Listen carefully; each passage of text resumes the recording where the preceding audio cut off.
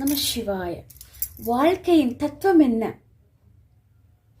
நாம் எதை விதைக்கிறோமோ அதைத்தான் நமக்கு வந்து சேரும். இங்க நாம் ரெண்டு மனிதர்களை பார்க்கலாம். ஒண்ணு பாவத்துக்கு மேல பண்ணி கொண்டிருக்கிற ஒரு மனிதர்.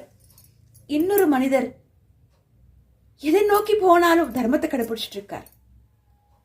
அவ்வளவு தர்மம்.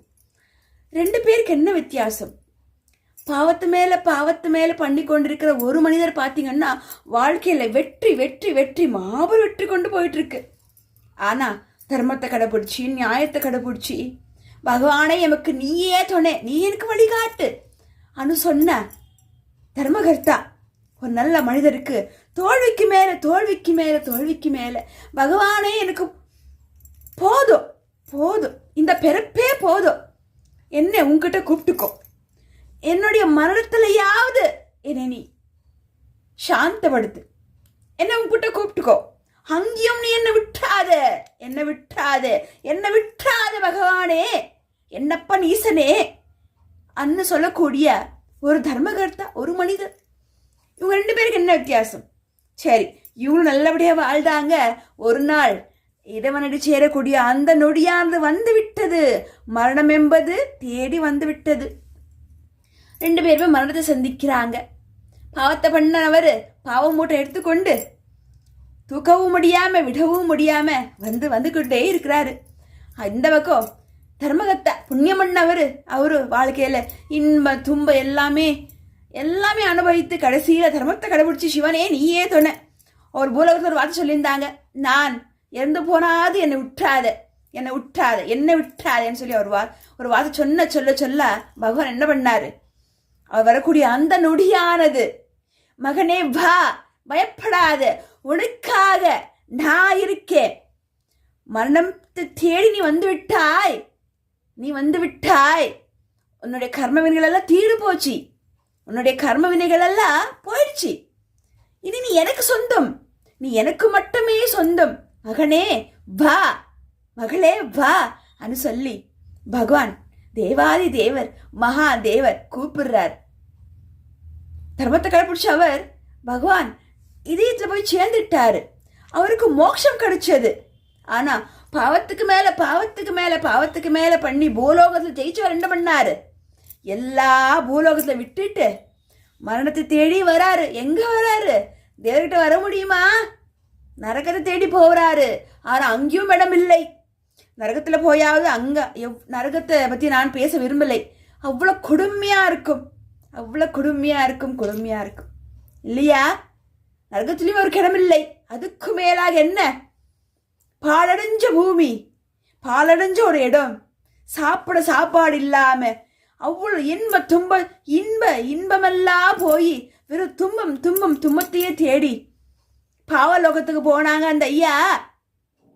கடைசியில மீண்டும் ஒரு பிறவியானது வந்தது அவருக்கு. என்ன பிறவி? கண் பார்வை தெரியாம உடல் உபாதையோட மீண்டும் பூலோகத்துல அவர் என்னெல்லாம் பாவத்தை பண்ணாரோ போன பிறவியில அந்த பாவமெல்லாம் அவரைதான் துரத்துனது. மறு ஜென்மத்துல தேவையா? புண்ணியம் பண்ணவர் என்ன ஆனாரு? இந்த பூமியில இன்ப துன்பத்துடன் வாழ்ந்து இறைவன்கிட்ட போய் நல்ல அழகா பகவான் மனதிலே போய் சேர்ந்துட்டாங்க. மோட்சத்தை அடிச்சுட்டாங்க. மோட்சத்தை அடிக்கிறதுக்கு என்ன ஜென்ம புண்ணியம் பண்ணியிருக்கணும் இல்லைங்களா? அவ்வளவு புண்ணியம் பண்ணவர். அந்த மகனே ஆகட்டும், அந்த மகளே ஆகட்டும், பாவத்தை பண்ண அந்த நபர் என்ன ஆனார்? மீண்டும் மரப்பிறவி பொருந்து இந்த பூலோகத்தில் இந்த மாட பிறவியில படாத பாடல்லாம் பட்டு பகவானே நான் என்ன ஜென்மத்தில் என்ன பண்ணனோ, இவ்வளவு கொடுமையா இருக்கு என்னோட வாழ்க்கை, எப்படி நல்லா இருக்க முடியும்? பாத்தீங்களா பாவம் என்பது எப்படி துரத்துது நீட்டு. அன்னம் இல்லாம, நல்ல துணிமணி இல்லாம, உடல் உபாதையோட அந்த மனிதரானவர் மீண்டும் ஒரு ஜென்மத்துல பிறந்து பிச்சை எடுத்துக்கொண்டு, உடல் உபாதையான சும்மாவா? உடல் நல்லா தானே இந்த உலகத்துல வாழ முடியும் இல்லைங்களா? உடல் உபாதையோட காசு பணம் இல்லாம பிச்சை எடுத்துக்கொண்டு கடைசியில அவங்களோட வாழ்க்கை நரகத்துக்கு மேலாக அவ்வளோ துன்பப்பட்ட அந்த பாவப்பட்ட மனிதர் இன்னும் இந்த பூலோகத்துல எத்தனோ பேர் வாழ்ந்து கொண்டுதான் இருக்காங்க. தயவு செஞ்சு புண்ணியத்தை பண்ணுங்க. உங்களால முடிஞ்ச புண்ணியத்தை பண்ணுங்க. யாருக்கும் தெரியாமல் கூட தீமை பண்ணாதீங்க. உங்ககிட்ட நிறைய செல்வம் பகவான் கொடுத்தாங்களே, யாருக்காவது தர்மம் பண்ணுங்க, நல்லது நினைங்க. உங்களால முடிஞ்ச நல்லது மட்டுமே நினைங்க.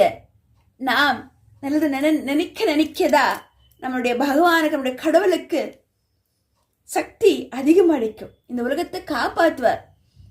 பார், இந்த மாட பிறவில பூலோகத்துல அடைய மக்கள் எவ்வளவு அழகா அன்பா இருக்காங்க, தர்மத்தை கடைப்பிடிக்கிறாங்க, பிறருக்கு நல்லது நினைக்கிறாங்க அப்படின்னு சொல்லி பகவானே இறங்கி வந்து நமக்கு எல்லாருக்குமே ஒரு வழிகாட்டியா இருப்பாங்க. எப்பொழுதும் எல்லா இடத்துலையும் எல்லா நேரத்துலையுமே இல்லைங்களா? தயவு செஞ்சு நல்லது மட்டுமே நினைங்க.